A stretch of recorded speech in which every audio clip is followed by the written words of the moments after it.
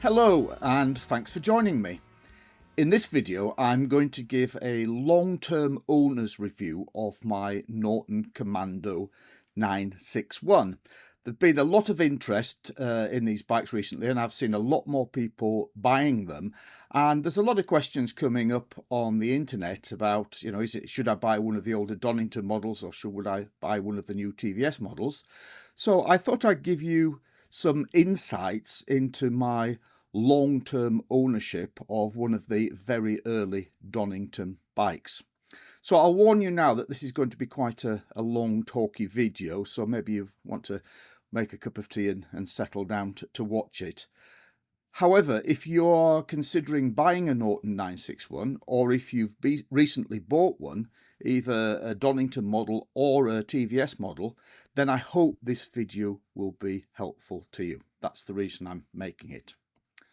I've had my Norton Commando 961, this bike here, now for 8 years. So you'd be right in surmising that I'm happy with it. If you don't like a bike, then you tend to get rid of it quite quickly. And in that respect, I'm no different to anyone else. There are plenty of bikes that I've sold on pretty quickly because they just weren't right for me or because they were troublesome in some way. But this 961 has become one of my long-term bikes. And in fact, I'd say it's a keeper. I've no intention of selling it. And actually, the longer I've owned it, the more I like it. And I'm going to try and explain that to you in this video. So let's get in some of the details of long-term ownership. But before I do, I just want to say a few words about some of the background as to why I'm making this video. As with all of the videos I make on this channel, I'm just trying to share information that I think will be helpful and useful to other bike riders. In this case, I think it's important to put forward a positive view of the Norton 961. I want to share a positive ownership experience because unfortunately internet forums seem to be full of very negative comments about this bike. For example, I'm on the Facebook group for the Norton 961 owners, and reading this discussion threads on that forum is extremely depressing. It's a long catalogue of gripes and complaints about problems, failures and poor customer service. I just want to say before I go any further that I am in no way wanting to play down or dispute the problems which some owners have had. I'm in the Norton Owners Club, so I have several close friends who have had problems with their bikes or who have experienced what would appear to be very poor customer service from Norton. So I fully acknowledge that that is the experience for many people, unfortunately.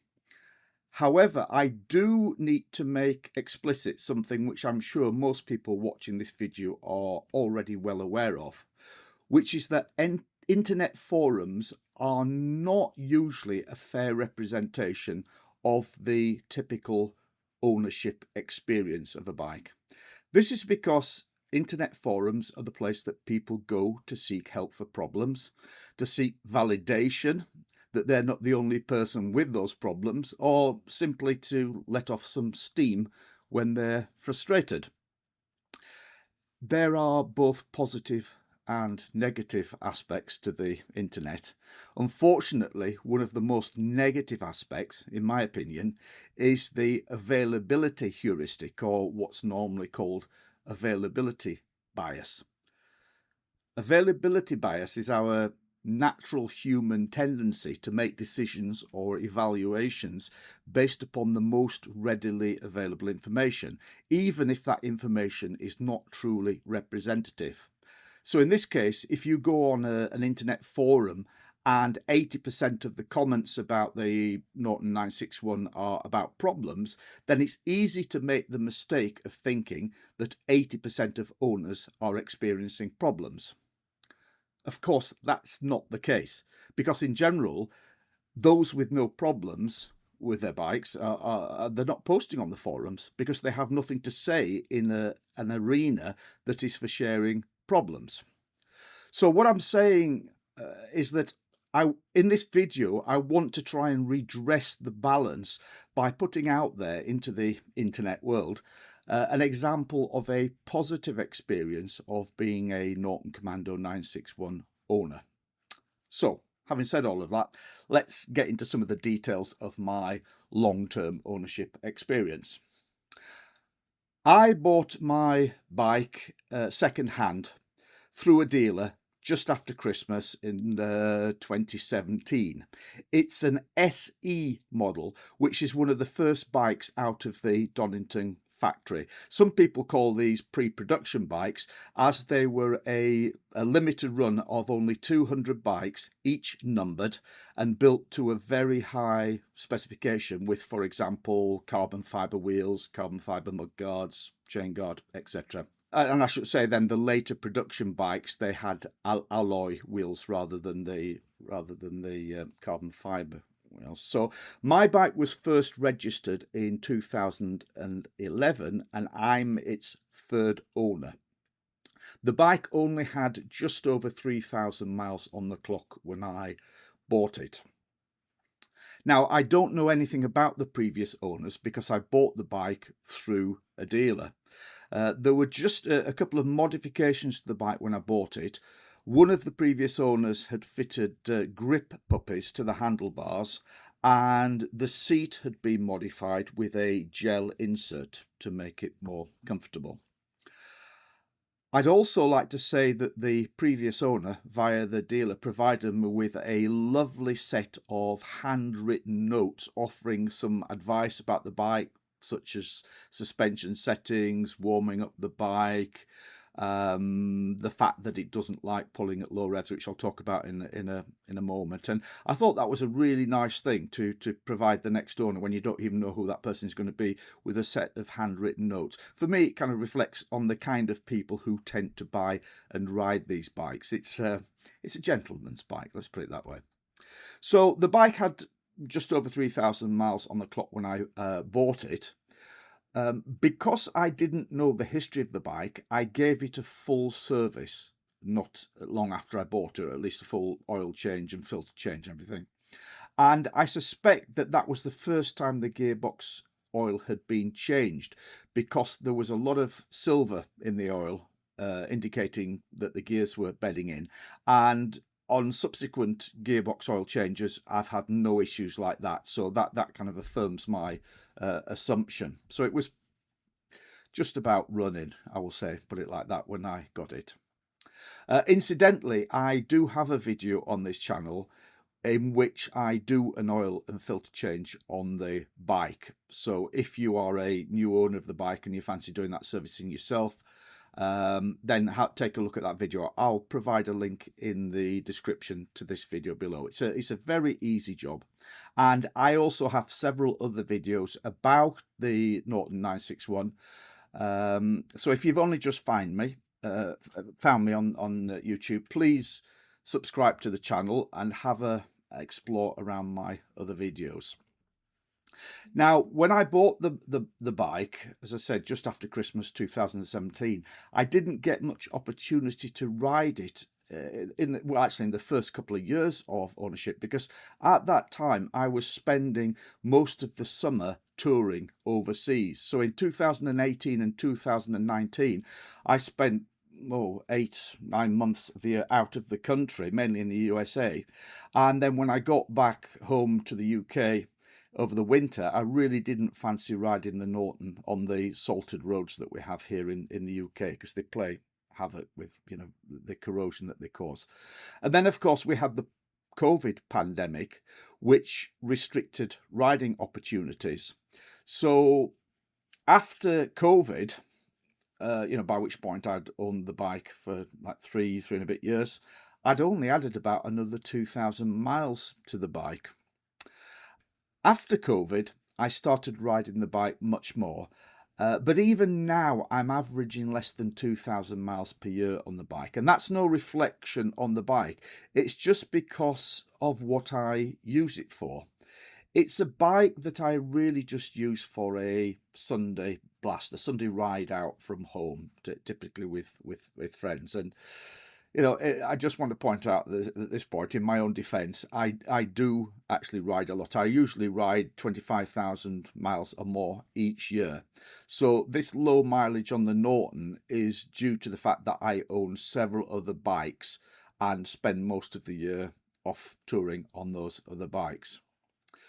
But my use of the bike is really restricted by two factors, and it's one of the reasons why it doesn't get used more. And this is important if you're considering owning one. The first is that I have no luggage carrying capacity on this bike, and it only has a solo seat. Now, on these early models, there was no pillion seat option, and there were no passenger foot pegs. You'll see on mine there are no pillion foot pegs, and there are electronics under the rear seat hump. So an aftermarket pillion seat would not be easy to fit. That means I can't carry a pillion, and it also means that it's not easy carrying luggage for longer trips. Now, I do know that some owners have fitted panniers on the bikes, and of course, if you have a bike with a pillion seat, you can strap a bag onto that rear seat. However, I've never wanted to do this. I love the lines of the bike, and I don't want to spoil them with panniers or a luggage rack, and I don't want to damage the paintwork by strapping a bag onto the rear painted hump. But the real clincher for me on that is just the fact that I own other bikes that are much better suited for longer distance riding and touring. So the Norton would never be my first choice for going off on a multi-day trip anyway. And that brings me to the second reason why I do so few miles on that bike. And that is that my main passion is motorcycle touring and camping. I own several bikes which are much better than the Norton for doing this. So although I love the riding experience of the Norton, and I'll talk about that in much more detail in a minute, I find the riding position just not suitable, or uncomfortable, I would even say, for more than a couple of 100 miles. Now, of course, riding position and ergonomics of bikes is very much a personal thing, but let's just talk about this riding position. I would describe it as being quite sporty. I'm 6'1" tall, and I find that I'm rather, how can I put it, folded up on the bike. The foot pegs are quite high, which mean that my legs are folded up underneath me quite tightly. Now, that is great for engagement with the bike when you're riding. So when I'm out for a bit of a scratch on a Sunday, I love the riding position, but I find it's not so great for long days in the saddle when I'm touring. For that kind of riding, I prefer a more relaxed riding position, such as, for example, that on my Triumph Scrambler 1200. Now, another point on the riding position, the handlebars are flat, but it's actually a long reach over the fuel tank, which places a lot of weight on the wrists. It certainly does for me. And I'm getting a bit old for spending hours in that kind of riding position. I find that I get pains in my wrists, my elbows and shoulders if I don't take regular breaks. I've alleviated this somewhat by fitting handlebar risers, pullback risers, which do help and make it a much more comfortable riding position. But again, as I said a minute ago, because I own my Triumph, I've also got a Harley Davidson, I've got a KTM, they're all much more comfortable bikes for touring or for longer rides. So I would always choose one of them. Okay, so I've sort of talked about there what I don't use the bike for. So let's talk about what I do use the bike for, why I like it, why I've kept it so long and why I say it's a keeper, how I think it excels as a bike. I'll try and describe what it's like to ride, and then I'll talk about any issues or problems I've had with the bike, and I'll talk about modifications that have been done to my bike. So, what do I use this bike for? Well, As already mentioned, my main passion is motorcycle touring.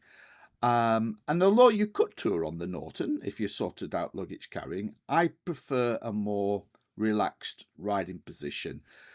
And my Norton's just not my touring bike, just to put it bluntly. So my Norton is used for day rides from home.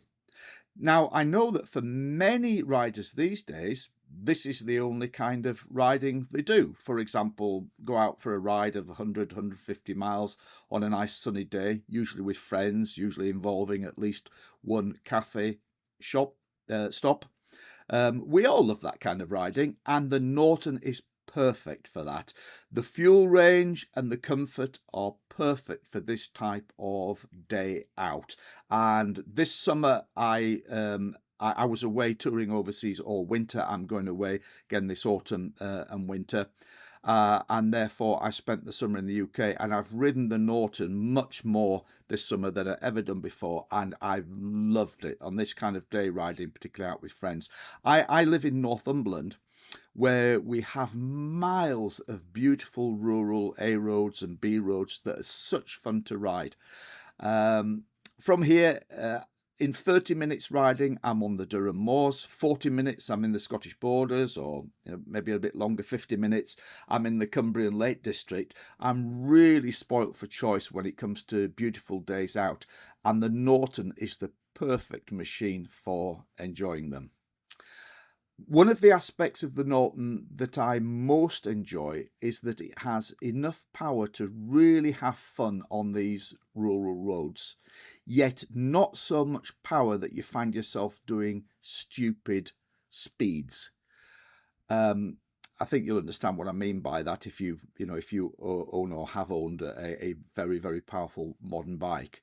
With the Norton, you can really feel like you're riding it in a spirited manner whilst still maintaining more sensible speeds. And that, of course, then leads me on to the important question of what is the bike like to ride? When friends ask me this, I explain that it's like riding a classic British bike that has modern performance suspension and brakes. The engine definitely feels like you're riding a classic British bike. Although it's a modern engine, it's a classic design. It does vibrate. For me, that's part of the appeal of it. It's a parallel twin with pushrod activated valves. It knocks out about 78 brake horsepower and 60 foot-pound of torque. That's not huge, and if you push the bike hard, you soon become aware of that limit in the power. However, the torque is available quite low down, and the engine tops out at 8,000 RPM anyway, and this means that the bike actually feels very torquey. It feels like it's got much more torque than would seem like it if you just look at the figures on paper. Interestingly, the engine is not happy at low revs, very low revs. It's very lumpy and it doesn't pull well. So I tend to keep the revs above 3,000 RPM. As long as you keep them above 3,000 RPM, it's very happy. Drop below that, say, if you're going through a 30 mile an hour limit, you stay in a high gear, it just feels very lumpy. In addition to that, first gear feels very tall. I find myself slipping the clutch as I pull away from a junction or from lights. I'm slipping the clutch far more, or it feels to me like I'm slipping the clutch far more than I would do on any of my other bikes. And riding around town, I find that I'm usually in first or second gear, quite often in first gear. And the bike's happiest in first gear, riding around 25, 30 miles an hour. So all of this adds up to the Norton being in its element in the mid-range of revs. So when I'm riding, I'm usually riding it between 3,500 RPM and 6,500, say 7,000 RPM, where it feels to have bags of power and torque. So this translates to the bike being at its best at road speeds between 50 miles an hour and topping over 70 miles an hour. Okay, this is real world road riding, and it's the primary reason why this bike is such fun for a blast through the countryside. I describe it as a classic bike with modern bike reliability. The bike has Öhlins upside down forks and Öhlins piggyback shocks, excellent suspension setup. It has radially mounted Brembo brakes. The performance of those is outstanding. I would say that the brakes on my Norton are the best of any bike that I own or have owned. I've fitted some nice sporty tyres on the bike, which are hugely confidence inspiring. This means I can really push the bike and have a lot of fun in doing so. There really is no better bike for this kind of riding. Just going out for a scratch round country lanes on a nice sunny day. This is what keeps me coming back for more, and it's why I consider that this bike is a keeper. It's just such fun to ride. There is one other aspect of riding the Norton that I want to mention. I've talked about this in previous videos on this channel, but I find it difficult to articulate in a way that other riders will understand. So I'll put it like this. It's not an easy bike to ride. I find that it demands my full attention. In case you're in doubt, that's actually a positive comment. I love the way that I have to give the bike my full attention when I'm riding. It becomes a very zen-like experience. You become totally absorbed in the riding experience on this Norton. Why I find this to be the case is more difficult to explain, and in truth it's not something that I've discussed with other 961 owners. If you do ride a 961, do you understand what I mean? Do you have this same kind of experience in comparison to other bikes?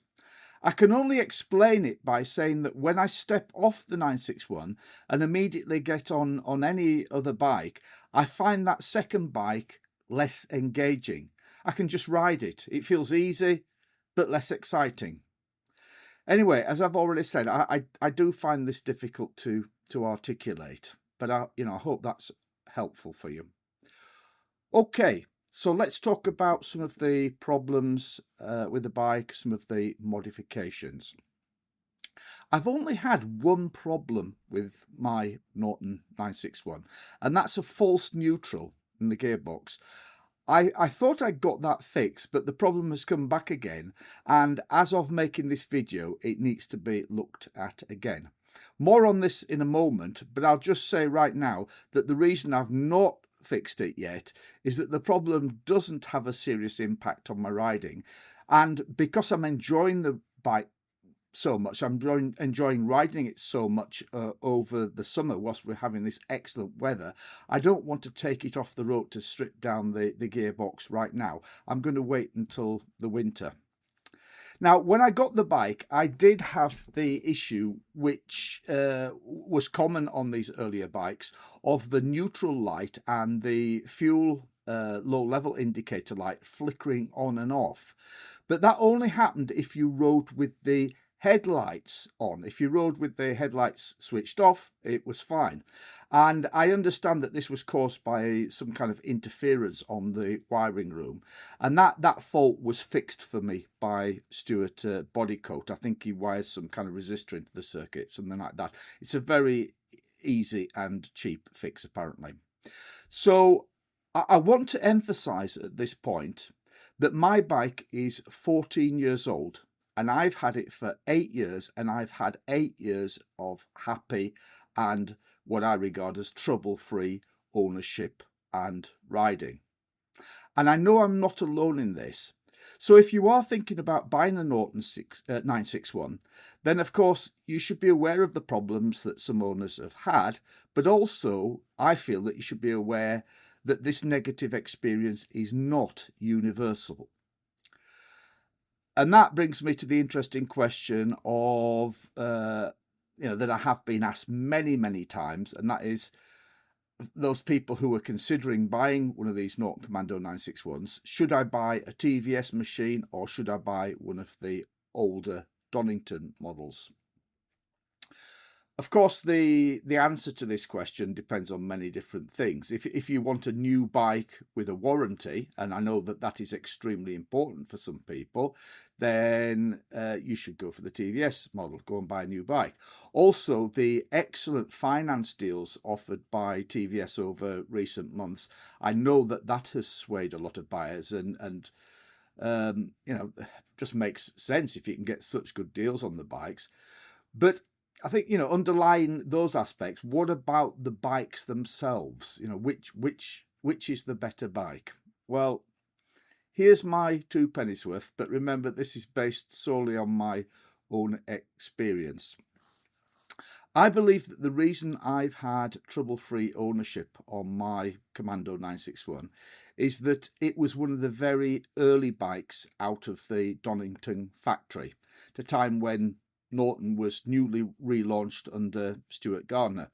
Back then, there was a big fanfare about the relaunch of the British motorcycle industry. Lots of money was being pumped into the business, and there was a desire to build high-quality machines. It was only later, when the money started running out, that the company started cutting corners and using cheaper components. And here's an example of what I mean. The frame building was outsourced. Initially, frames were built to a very, very high quality, and in particular, they were zinc coated, zinc dipped first, and then they were painted afterwards. And mine is one of those frames, being one of the early bikes. But later, the contract was changed to another supplier, and in order to cut costs, the frames were no longer zinc coated. This means that some owners of the later bikes from Donington have experienced problems with the frame rusting. Also, I understand cheaper electronic components were used on later bikes, and of course that leads to a higher likelihood of failures. However, the flip side of owning one of the early Donington models is that as production progressed, modifications and changes were made to the bikes to address the inevitable problems that will appear when you start producing a new bike. So some people argue not to buy an early Donington bike because they carry potential problems that have been addressed in the redesign or modification of later bikes. But here's the thing. Many of those earlier bikes from the Donington factory actually went back to the factory to be repaired or upgraded under warranty. And I know for a fact that mine did, because when it was in Stuart Bodycoat's workshop, he identified several components, for example, upgraded barrels on the engine, that were not originally fitted on these earlier bikes. So here's my opinion. If you can find an early Donington bike that has actually been ridden, that's to say it already has a few thousand miles on it, then it's likely that any problems have already been ironed out. These bikes do tend to be owned by people who care about their bikes and look after them. And so any problems from those earlier bikes are likely to have been sorted. And what you're getting then is probably a much cheaper bike, with it being an older bike, but one that was going to be reliable for you. Just my opinion. But of course, a concern for some people is the availability of spares for the Donington bikes. When TVS took over Norton, they said that they would not be stocking and supplying spares for the previous Donington incarnations of the 961 bikes. And I have to say that this decision by TVS is understandable. The Donington bikes went through so many variations, particularly as the company swapped suppliers of components due to financial problems, shall we say. It would be difficult to keep on top of all those minor variations in specifications.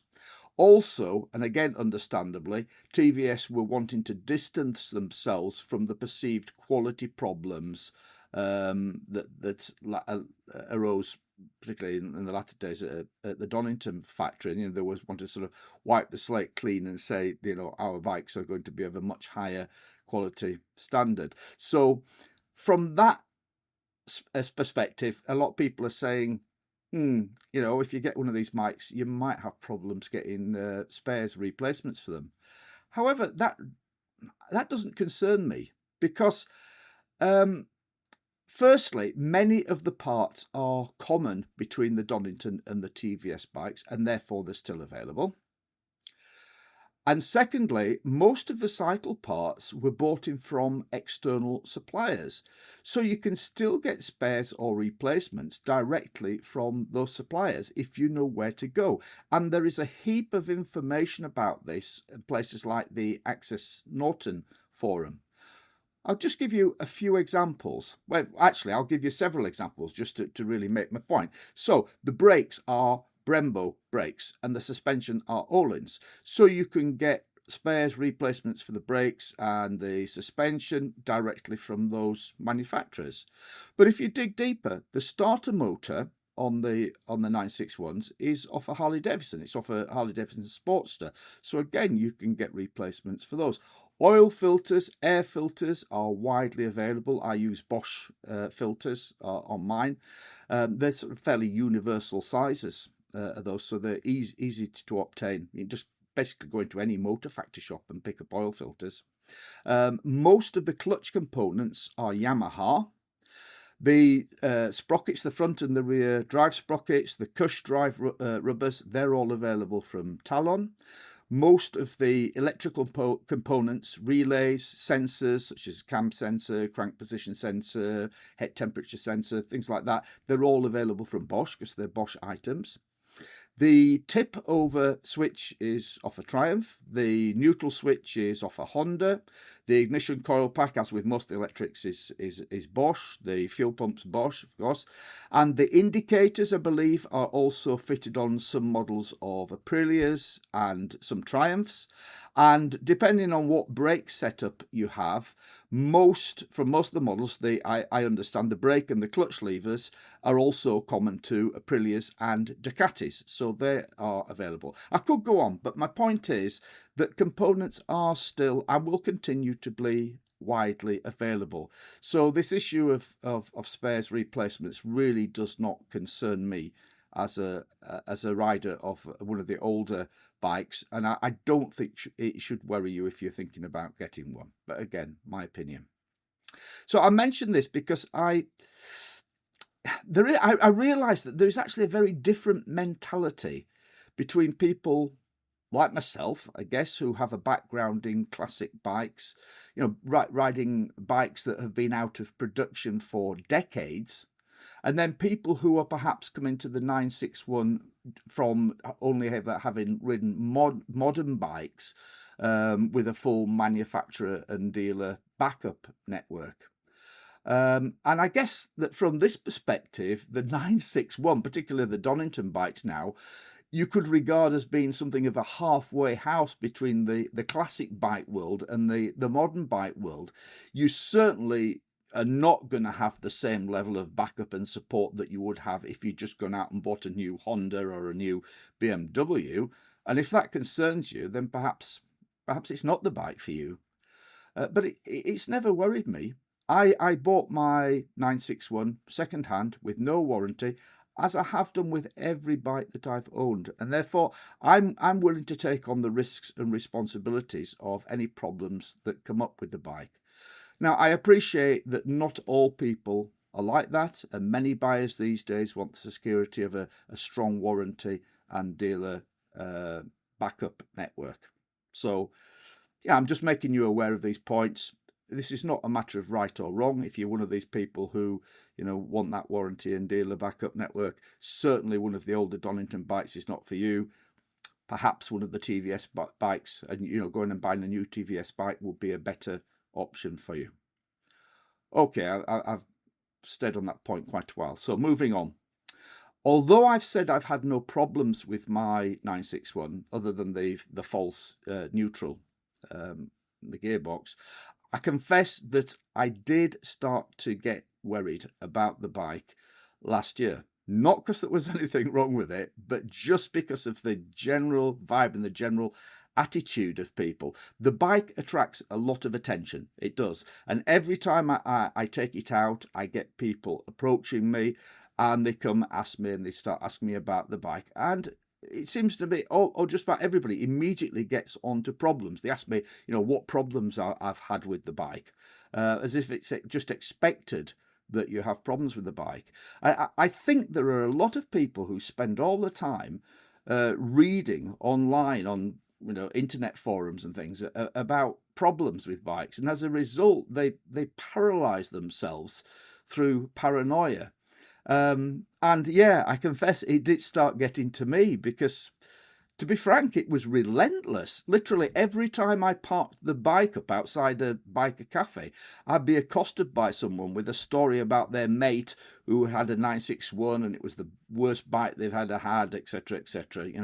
And I thought, whoa, I wonder if there are some problems boiling up with mine, and I'm going to be out on it one day and it's going to go pop. So therefore, I decided to contact Stuart Bodycoat. Now, if you don't know who Stuart Bodycoat is, here's a quick introduction. Stuart worked at the Donington factory. I think he initially worked on assembly, he worked on engine development, and latterly he was the customer services manager. So he knows the 961 inside out, and he is hugely passionate about 961s, the bikes, the engines in general. He's also, I have to say, a real gentleman.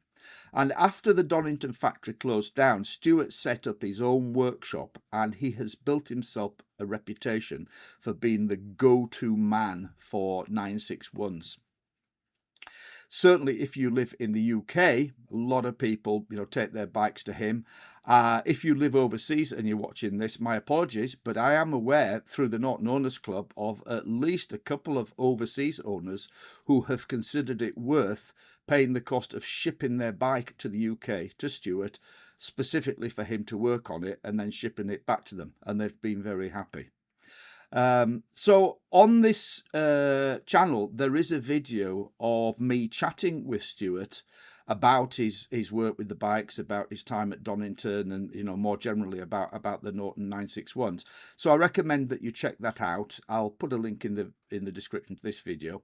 There is also a video on this channel in which I set out all of the work which Stuart did to my 961 whilst he had it. But again, I recommend you watch that, but I'll briefly outline here. If you want more details, I'll leave a link in the description below and you can watch that video. Anyway, my brief to Stuart when I took my bike to him was, please service my bike and check it over for any potential issues that you're aware of. Replace any of the components that you think should be upgraded. I want to bring it away being very, very confident in riding it.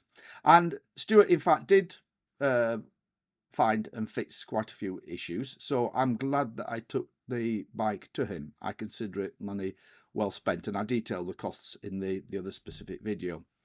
Now, I usually work on my bikes myself.